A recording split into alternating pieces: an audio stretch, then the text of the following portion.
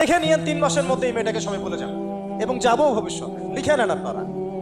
এই বাচ্চার কথা কেউ মনে রাখবে না, এই বাচ্চাটার কথা কেউ মনে রাখবে না। 3 মাস পরে, 6 মাস পরে, 1 বছর পরে আরো নতুন ইস্যু আসবে, আরো নতুন পাপ হবে, আরো বড় বড় ঘটনা ঘটবে। এরপরে মানুষ এই বাচ্চাটাকে ভুলে যাবে। এই বাচ্চাটা কি তার মৃত্যু যন্ত্রণা ভুলতে পারবে? তার সম্মানহানি ভুলতে পারবে? তার পিতামাতাকে ভুলতে পারবে?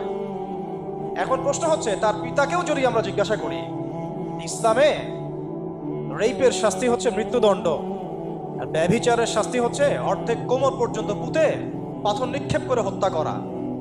এবং বিবাহিত ব্যক্তি হলে এই শাস্তি, অবিবাহিত হলে 100 বেত্রাঘাত, 1 বছরের নির্বাসন এবং সমাজ থেকে বয়কট করা, আর ধর্ষণ হলে সরাসরি মৃত্যুদণ্ড। 3 মাস সময় লাগার কথা না, 3 দিনের মধ্যেই করা সম্ভব। এটা শরিয়া আইন, এটা আল্লাহ রাব্বুল আলামিনের শরিয়া বিধান। এখন তারাও কি এটাতে রাজি হবেন? যারা শোক প্রকাশ করছেন তারা কি এই বিধানটা কার্যকর করতে রাজি হবেন?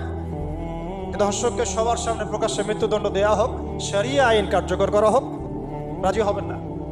কারণ আপনারা বলবেন এটা করতে গেলে বাংলাদেশ থেকে মৌলবাদী রাষ্ট্র হয়ে যাবে।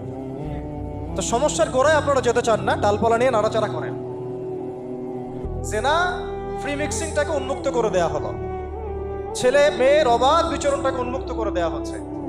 একটা চরম ক্ষুধার্ত মানুষদের সামনে যদি আপনি খাবারকে উন্মুক্ত করে রাখেন, এরপরে যদি কেউ জোর করে খাবার খেয়েও ফেলে, শুধু কি আপনি খাদকের দোষ দিবেন? পুরো সিস্টেমটাই দায়ী, পুরো সিস্টেমটাই দায়ী। এখানে আপনি নারী পুরুষকে অবাধ মেলামেশা দিয়েছেন, ফ্রি মিক্সিংয়ে দিয়েছেন, একদম ছোটবেলা থেকেই, স্কুল লাইফ থেকে, কলেজ লাইফ থেকে, ইউনিভার্সিটি লাইফ থেকে, জব সেকশনে, এমনকি রাজনীতি করতে গেলেও কর্পোরেট সেকশনে, ব্যবসায়িক সেকশনে, অফিস আদালতে, সব জায়গায় ফ্রি মিক্সিংকে অবাধভাবে আপনি উন্মুক্ত করে দিয়েছেন, আমরা উন্মুক্ত করে দিয়েছি। এর উপরে ছড়িয়ে দিয়েছি পর্নোগ্রাফি। পর্নোগ্রাফি সবার ফোনে ফোনে। পর্নোগ্রাফি দেখতে থাকলে একটা মানুষ বাচ্চাকে না, কয়েকদিন পরে পশুর সাথেও জেনা করতে পারে। যদি সামনে দেখেন যে মানুষ পশুর সাথে জেনা করেছে, আপনারা অবাক হতে পারেন, আমি অবাক হব না।